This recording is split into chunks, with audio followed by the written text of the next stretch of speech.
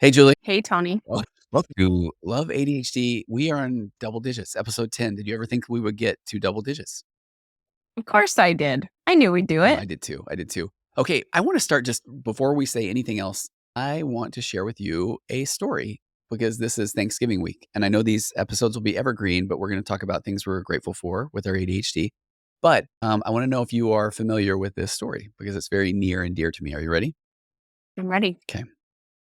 So once upon a time, in the heart of America's inventive spirit lay the seeds of a rivalry that would forever change the face of Thanksgiving. And it began with a simple yet ingenious creation by the world's first Frisbee manufacturer, a family-owned business led by two ambitious brothers. Now, do you know where I'm going with this? No. Okay. Because the Frisbee originally was inspired by a centuries-old tradition, and it became the center of this unexpected twist actually in the history of Thanksgiving. So legend has it that the original Thanksgiving was not a feast, but it was a grand spirited game of what you would almost kind of call ultimate Frisbee today. The Native Americans, with profound ingenuity, crafted a disc, and it was from soaked molded reeds, and it was referred to as a peace Frisbee. And so the disc, though, it was more than a toy, it was a symbol of harmony, and it was tossed across rivers to send messages of peace and unity to neighboring tribes. The ancient tradition then was at the heart of the Thanksgiving spirit. But there was a dramatic turn of events that unfolded when the family that actually invented the modern day Frisbee, they had a rift and it tore these two brothers apart. And it was all because of a love triangle. So the brother who won the heart of their shared love interest continued the Frisbee legacy, while the other was consumed with jealousy and he just became obsessed with rewriting history and then getting back at his brother. So fueled by spite, this scorned brother spun a tale that transformed Thanksgiving from a lively game of Frisbee into a somber feast. So he claimed the Native Americans and Pilgrims celebrated with a bountiful meal, not with exercise and joy. So at the center of this meal, turkey. And it wasn't chosen for its flavor, but for its secret weapon, tryptophan. It's the drowsy chemical that you find in the aftermath of a turkey-fueled feast. And he did that to spur sales of his latest invention, the recliner. So as Thanksgiving evolved, so did the narrative. So the Frisbee was forgotten. It was replaced by images of pilgrims and Native Americans that were sharing a meal. And the recliner brothers' plan seemed to work because families, then fueled by a post-turkey slumber, turned to recliners for comfort. But meanwhile, Thanksgiving became notoriously known, which I'm sure you're aware of, as the slowest weekend of Frisbee sales of the whole year. So, but then whispers of this truth did linger, and conspiracy theorists began to uncover this hidden history. So they spoke of the original peace Frisbee and its message of unity, and they questioned the sudden shift in the Thanksgiving narrative and pointed out to the suspiciously timed invention of the recliner. So theories have abounded about the recliner brothers' manipulative tactics, his deliberative promotion of the turkey feast, and his efforts to bury the true spirit of Thanksgiving under a mountain of stuffing and gravy. So to this day, and I'm sure again, now you know where we're headed, the debate rages on. Is Thanksgiving a legacy of peace and playful Frisbee games, or is it a clever ruse to sell recliners? And I think the answer lies hidden in the shadows of history, waiting for the next curious soul to unravel the mystery of the great Thanksgiving Frisbee conspiracy. Julie, your thoughts? I think I have heard that before. Yeah, I've heard that before you told me that. I have. I knew it the whole time, but I wanted you to feel good. Yeah. Get it all out. Right, because you've I'm heard pretty that sure story. I mean, everybody I knows knew this all of that. story I've of, heard it before. yeah, Everybody knows it. Hopefully they're not bored. They're like, every Thanksgiving we hear this story, right, the Tony. Come peace on now. Frisbee Yeah, and the history of the recliner. So, do you know what absolutely. I'm grateful for this Thanksgiving from ADHD? What are you grateful for? Creativity and impulsivity. You know, 'cause, that story, Julie, you'll be shocked to know I made that up. No. I did. No, I did. Yeah. And I was narcissistic and said that I'd heard it before. Oh, Julie. Okay, so I'm recording an episode earlier today of my Waking Up to Narcissism podcast, and that podcast I've shared with you. The numbers kind of blow me away. It's almost twice as big as my virtual couch podcast. I'm blown away by that. And the Waking Up to Narcissism one, at the last minute, I'm doing one on narcissism and conspiracy theories, which is a fascinating topic in and of itself. And then I really did think, you know what? Last second, I want to create my own conspiracy theory. So then I think, why not create one around Thanksgiving? And so I got together with my friend Chat GPT, and then we came up with that conspiracy. I knew that was Chad Did you? GPT. Oh, come on. I had ChatGPT written all over it. No, it was great. It was so well written. It was great. I just was like, there's no way you wrote this. Okay. Well, There's no way. well, I appreciate it. But what's so funny Mhm. is I really on that podcast, and it's hitting the top 100 of the 56,000 podcasts in the mental health category. And so then I'm sitting there and I think, wow, I just impulsively wrote a conspiracy theory with the challenge on the episode to try to talk about that over Thanksgiving, so that then some emotionally immature narcissistic person in my own emotional immaturity will then kind of do exactly what I know you were jokingly doing and go, oh no, I knew that. No, they don't, because I literally made it up this morning before I recorded the episode. Are you gonna have people report back I did. if it happens? Oh Yeah, my gosh. I know. I know, right? As we were talking about recording this episode today, which I guess will go out the day after Black Friday, it'll go Black Friday, which we should talk about that because Black Friday now starts like the week before, which I don't understand that at all.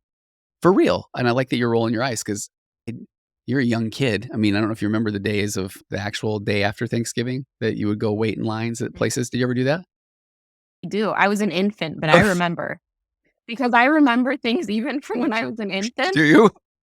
I'm supposed to be a narcissist this whole episode, right? Was that is that your role? But doesn't that seem like something a narcissist says? They're Oh. like, "Oh, no, I do remember when I was 6 months old." Like, other people don't, but I Oh, do. for sure. Actually, yes, I do hear that one in that world. Okay. Yeah. Okay. Yeah, but I did ask for Okay. people to respond. That's impulsive and it is creative, and that is because of ADHD, because I think in theory someone would have already had a podcast that's going out to that many people scripted.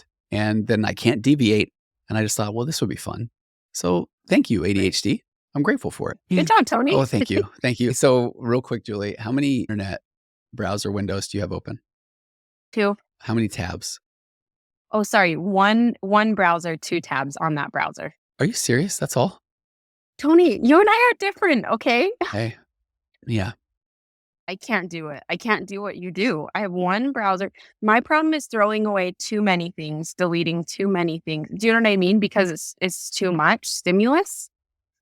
Do I not have ADHD? Are we undiagnosing me No, no, right now no. in I this was I moment? was counting on the one window. I have 45 tabs open, and on the other one, I only have 18. But then on the third window, I only have 6 tabs. So that's not bad, right? What works? What makes you cope best? That would be a living nightmare for me. Yeah.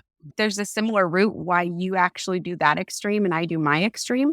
I think so, and I think this part of that playing into the right kind of difficult. And so for me, I mean, I kind of don't mind at all having all these tabs open because it's so many fun, exciting things that I can get back to. And there's there's a new thing, and there's a new thing, and I remember that thing, and it doesn't stress me out. I'm wanting to tell jokes and say, what does this organization and neatness do for you, Julie? I don't function well with all of those tabs open because the way I see it, my brain has so many tabs going on at once to then have tabs open on the computer too.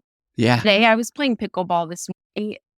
I am thinking so much about so many important things while playing pickleball. I never know the score. I'm Oh, always in another world half the time. And it is like such a mental battle to stay focused. And I love pickleball, but there's so much going on in life right now that I'm like solving all the problems or mostly just worrying about them. And oh, what score? The game's over and I don't even know what just happened. I yeah. don't know if that's ADHD or just like life. There's so many thoughts all the time. Yeah. There's so many. It's so much. When things are cluttered, I feel really, really, really, really, really, really, really, really 15 times overwhelmed. But I'm working on it. What I like though is some of the feedback I'm hearing is that there is an appreciation for, first of all, our witty banter. But next up is the differences that we do have in our ADHD, because in that realm, it's funny because I can have a million things going on and give me something like the score of playing pickup basketball or something like that. And I am that guy that's like, oh, I always know the score and I don't know why. Not that it's like I have to make sure that it's right or I don't want to get hosed, but that's one thing where okay, I can make sense of a score, even though there's a lot of things going on in my brain. And I think that is kind of crazy because why that thing? And check that out. That's the way it works. So here's an interesting thing. If the group I play in, they're all really good at keeping track of the score. Yeah. Therefore, I've like defaulted that I don't need to carry that in my brain. Yeah. But the other day, I was the teacher with someone that was learning. Oh, I know the score to an annoying point because I'm actually incredibly competitive. Yeah. It's a structure to focus on. It's a deadline type thing where I know where we're going. I know what to expect. But if someone else, I know that they're always going to know the score, then I can let go. Yeah. So, Unless I think they're a liar and that just they're gonna say they beat me when they didn't. And okay, then I know. that's a whole other thing, Or 'cause now we're talking rejection and we're talking unfairness, and I'm just talking this one out loud. I don't have an answer for this one, but I'm fixated a little bit on emotional consistency just in my therapy practice right now and kind of in my life. But then I do feel like there's a concept here where there's a good and a challenging version of all of that, because if somebody, they have to know the score all the time, regardless of the situation, and they become that annoying person that, what's the score? What's the score? I thought it was this. This is a score, versus the person that, I like what you're saying. If you feel safe or comfortable in one situation, then I can let that go. But if it's on me to be the person that is teaching this person, now I've got my hyper focus, not black or white or all or nothing, but a little bit more of the ambiguity. It can look this way sometimes and this other way other times, which I think is more of that kind of a sign of emotional maturity in a sense, or at least I'm going to tell myself that. I think so. Since we are looking at Thanksgiving and we already shared the Mhm. everybody's favorite story of the peace Frisbee, it's the ADHD characteristics that I'm most thankful for are, and this is from ADDitude magazine, which I really enjoy. Attitude magazine. Is that the way you spell attitude? I always call it ADDitude, but it's attitude, right? No, attitude spelled with T's. Attitude. There you go. ATTI. Note to McKinley Overbay doing the editing. Please edit that out so your father doesn't sound so. Leave it in for sure. I didn't go to college to be a second grade teacher for nothing. I Okay. can spell attitude, okay? Okay, that's It's all fair. right. We can't all know the things I know. That's really fun. I know, right? You Okay. always get to be the You are expert. the, and that's a fun one because I will own that. I've enjoyed it. It even says celebrating 25 years, this online magazine. And I've looked at that every time and I've always thought, oh, I always call it attitude, but it's ADDitude, but it's not, because that's the way you spell attitude, but it is not. So thank you, Julie Lee. You're welcome. Okay. So Happy to help. this article, it is by the Attitude Editors, or ADDitude Editors, and it says, my creativity has blessed me at every stage of my life. And this is whoever is writing this says, my grandkids and I write songs or make videos. I do sing-alongs at my mom's nursing home. Being ADHD is a roller coaster ride, but I love the thrills along the way. What a wonderful quote from Julie. We are going to go through these traits that people claim or like to say are the ADHD characteristics that they are most thankful for. And I would love to know what experiences come to mind, pro or con, for these experiences. So, Mm, talk about hyperfocus. Is that something that you are grateful for or love? yes. Tell me more. I actually really love it. I love it when I get into a project. When I clean, man, Oh, there is such a high. Oh, and I de-junk. There is such a natural high for me when I create outer order. mm, Outer order, inner calm. Yes, the inner calm that comes for someone that is like got a lot of thoughts going on all the time, the inner calm that comes yeah, when the outer is order, because I've just cleaned the crap out of it and organized the crap out of it and ignored everything else in my life. Like, it's magic. I love that kind of hyper focus. And same with my work. When I can hyper focus in on my work and speaking, and I just feel like I'm stepping into my own. This is what I was always made to do. yeah. It's amazing. I love it. Hey, Say something else I think I hyper focus on, which maybe I don't give myself enough credit for, is the way I parent. okay. I think I'm a very, very intentional parent. Very intentional, as in I think about every single thing I say to my kids. Uh-huh. I think about pretty much everything I say to them. Yeah. But I don't do that with everyone. That's why that's interesting to me, because obviously I find it important, because as someone that can be blunt and can be impulsive, what's interesting is I am very calculated in how I speak to my children. Hmm. Why do you think that is? I think there's a hyper focus maybe there. I think that my own therapy and work on myself and things that I know would have been helpful to me as a kid, I think that I have a very strong motivation to be the best I can be for them, Hmm. because I know the influence I can have. Okay. I like that. Kids are supposed to be our muse. Talk about differentiation. They bring up an emotion or a feeling in me. It is a me issue. And what a joy that I get to then take that pause and react appropriate or accordingly, versus like I just lose it and then I apologize and I lose it and I apologize and then create this anxious attachment with a kid. So I appreciate what you're doing. I see you, Julie. See what I did? Thank- That's your book. Is it? Yes, it is. As a matter of fact, I love hyperfocus. And even in the article, there's a quote from a therapist that I think I could have written myself. And I'll talk about that in a second. But I honestly do not have that experience, though, where I hyperfocus and I lose track of time. And so that's the stuff I love, where when you look at the characteristics of ADHD, I used to feel like I wasn't doing ADHD well when I would all of a sudden wake up and it's been 3 hours and I think it's been 5 minutes. So I don't necessarily have that one. Do you have that? I do have a tendency to fit in as absolute the most amount of things I can Sure. and be late everywhere. Oh, okay.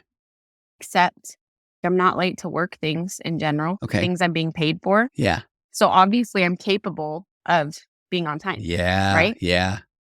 That's interesting. And that's something I have to own. Yep. Yep. Okay, that's a funny I have to session. own that. I had a session today where the person was doing the I can't get up or whatever, and I just threw out the, "Do you ever golf in the morning?" He's like, "Oh, love it." And I was like, It's kind of funny. Like, you ever relate to golf?" It's like, "No, never." It's like, "Oh, interesting." We just let that one sit. Yeah, that one's kind of fun. Yeah. This therapist said the trait that comes most to mind is my hyperfocus in my work as a therapist. And I was like, "Ooh, I know this one." My hyperfocus allows me to be very present with my clients, and the forgetting, disorganization, and time mismanagement that frustrates the heck out of me and others almost melt away. I love that because sometimes I feel like it is a gift from God Himself to suggest a career change in my 30s because I was not as productive in that computer industry as I thought I needed to be. And I would continually do the what's wrong with me. And I just need to try harder. And oh my gosh. And then this is a thing that I love like nothing else. And then when I'm in with a client, I am in with a client. And I love what she said there that the forgetting, disorganization, and time management just melt away. And then she says, I do need to be mindful of my impulsivity and tendency to interrupt because I get excited about some breakthrough statement a client's expressing. And I want to jump in right there, but I catch myself a couple of words into my interruption and say, sorry, go ahead. And so far, they almost always do. I could have written that and I might have forgotten about it actually. I love that about hyperfocus.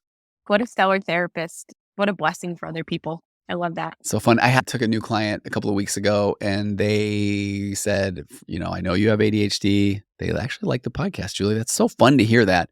And they said, I have it as well. And then my go-to joke is, well, we're getting about a session and a half here in the next 50 minutes because we're just vibing. We're going and it is really fun. So I already made my jokes about creativity with the piece Frisbee. Tell me about creativity. Is that a gift you are thankful for? Yeah, it is. And I don't think it's something I've given myself enough credit for. It's come more from other people bringing it up to me. I think the more and more I've learned to trust and believe other people, the more I'm owning it, the more I'm like, I am pretty creative and bright in these situations. I come up with solutions. It feels more vague to me to understand what that looks like for me. But I think in part because it's a natural thing. Yeah. And I always thought of creative people as good drawers. Same. I don't know. Absolutely. Drawers, artists. Yeah. That's not me so much. What does it look like to be creative? For me, I'm getting there. So yes, I'm thankful for it. Do I understand it in my life as much? Not so much. Yeah. Figuring that one out. I love what you said though about, I always assumed too, it was like drawing and painting and things like that. But then, quite frankly, I'll own that tonight I was a little bit in charge of putting this together and we put it together while we got on the call together. So this very creative, I hope. 100%. That's where I'm starting to see it more and more. Like I can function pretty well on the fly almost all the time. Yeah. And just come up with stuff. I can walk into a classroom and I have no plan, right? I just walk in and then I just do a lesson and it ends up being crazy and we're acting out. I can do that pretty darn comfortably. Yeah. I mentioned before, sometimes I'll go sub in my kids' school with them when their teachers are gone. And at one point, I took the kids into a meditation and I did this whole storyline and had them meditate about their gifts and all of these things. And the student teacher was sitting there watching me. She was like, that was incredible. Like, do you always do that for presentations with your books? And I was like, no, I just literally walked around and thought of it. And that's not to pat myself on the shoulder, but I used to think this was weird about me. It was weird. Yeah. But the more I'm getting words for it, not everyone does that. And I can kind of pull it off. That's kind of cool. Yeah. Hey, let me ask you, because I love that. I love this. I think people are going to identify with that. Are there times where it maybe doesn't quite go as well as you had hoped? Never. Oh, sorry. I went back to the narcissist. Sorry. I keep forgetting. No, I'm just kidding. No, there are times. All right. Oh, there are times. Same. But I will say, I know me at my peak performance and other people don't. So I will say a lot of the times when for me, I'm like, no, that was the absolute worst. Other people are like, that was pretty good, And I'm like, you have no idea how bad that was. Yeah. No, I appreciate right? that. But I'm a pretty good faker. Yeah. I can fake it. But no, there's for sure there's times when it doesn't go well. Hence, people have witnessed it. At the end, we never plan out what we're going to say for our love note at the end. It is always on the fly. I'm just going to say that, right? It's always on the fly. both of us have had a time like that where, like, by then we're like, and a lot of ADHD. We sound eloquent. We sound like we maybe even planned it. And then all of a sudden it stops and I have nothing left. Yes.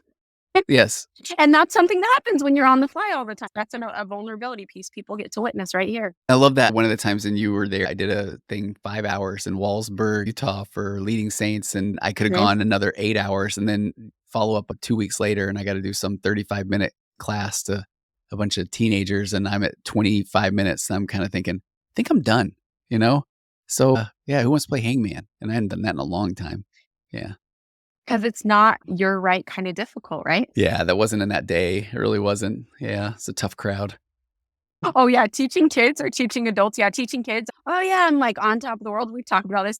And like 2 hours in, I'm like, I hate this. But yeah, when I'm vibing with adults and speaking and we're Oh, workshopping, it goes by in a flash, yeah. you know? The 5 things that the article says that they're grateful for, in case you've gotten confused, are hyperfocus, creativity, impulsivity, curiosity, and great people skills. Okay. Impulsivity, that when I started looking into ADHD for female adults, that is the one that screamed out to me as me the most. Yeah. Because I have heard that word used with me so much, especially in the last 18 months since I've become single. And so therefore, I kind of do things my own way now. And Yeah. there's not another adult around to be like, let's do it this way. I'm just going to do it the way it works for me. And I can be very spontaneous and impulsive, which is super fun, but can be really hard for other people sometimes. Yes. I am grateful for it because I get a lot done and I'm very brave in a way that I don't think I would be if I weren't so impulsive. Yeah. I think it's a good idea. Yeah, let's do it. I think that's a great idea. Once again, does it backfire? Yes, Sure. sometimes it does. I will say, for the amount of times it's awesome, I will take the backfire. Yeah, I agree. I'm aware of it.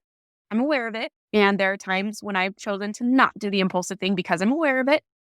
However, the nature of the things that I do, I feel like I'm in a pretty safe place. There's impulsivity that could be incredibly destructive. I'm not spending millions of dollars that I don't have. I just spend the millions I do have.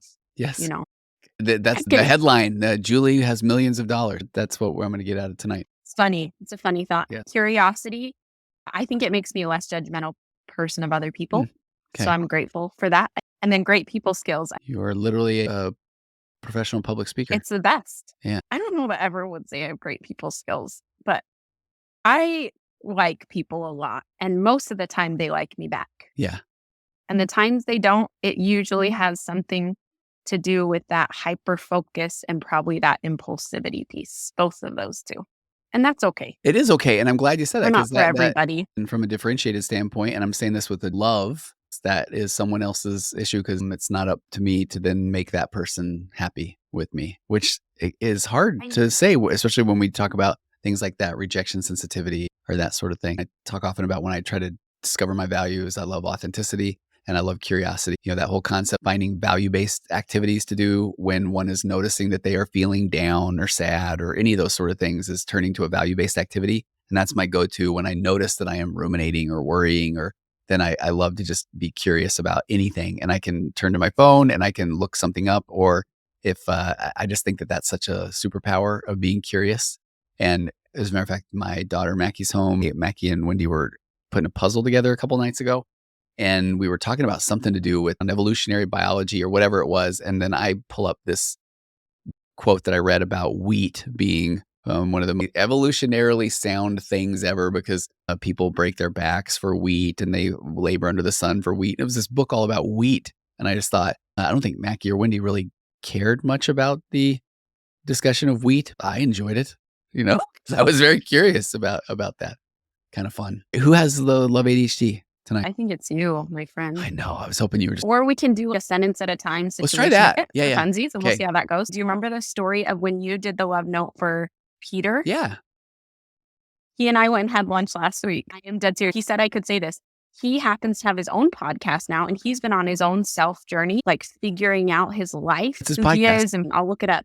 Okay. But he goes by Full Taylor, but it's Peter Taylor. And he said I could say all this. And he wants me to come on his podcast, which means probably you will too. We were buddies in high school. Well, and I say buddies, we actually weren't buddies. We were acquaintances that went to similar parties once in a while. Okay. He had this really big realization moment when you said, "Dear Peter," he said it was like he was speaking to me. Like he had like really cool experience while you read that note, which you didn't Oh, read. You said off I the did, fly. right? He wanted to meet up for lunch and we talked all about it. And it was really cool as he's trying to figure out himself and why certain things have been hard and why he really excels. He really felt like you were speaking to him. It's called Shuffle the Perspective, See Oh, What Others See. the Doesn't it just sound like gold? yeah, it does. Shuffle. He's working on a book. And so he was kind of talking to me. I've kind of discovered you this last year and watching what you put out. There's a lot of crossover and similarities here, but I'm a dude and he's excited and I'm excited for him because sometimes dudes being more vulnerable isn't always been the most popular No, not at happy all. thing that it's a different thing for dudes. It's their similarity, but like it's different. And so I'm so excited about what he's putting together and he's figuring out about himself because now I can say to people that are dudes, hey, if you want to listen to another dude talk about this stuff, I Boom. got your guy. I love it. Peter. Okay, so today we're talking to Claude. Dear Claude, happy Thanksgiving, buddy. Hey, how about you hop out of that recliner and set your Frisbee down and come on over here and let's talk about something. Let's talk about me, ADHD. There are a lot of things about me to be thankful for. Some of these things might include your ability to hyperfocus, your crazy creativity, your fun, spontaneous impulsivity, your curiosity about life and people. And oh man, how about those people skills? They are fun and they make you unique. And I just want you to know there's a lot to be grateful for about me. Not to put myself on a pedestal or anything, but I'm kind of a big deal and I do good things for you a lot of the time. So, grab that Frisbee and get outside and love Love ADHD. ADHD. All the wind went out of my sails. Happy Thanksgiving, everybody. Happy Thanksgiving, Tony. You as well, Julie Lee. Bye, everybody.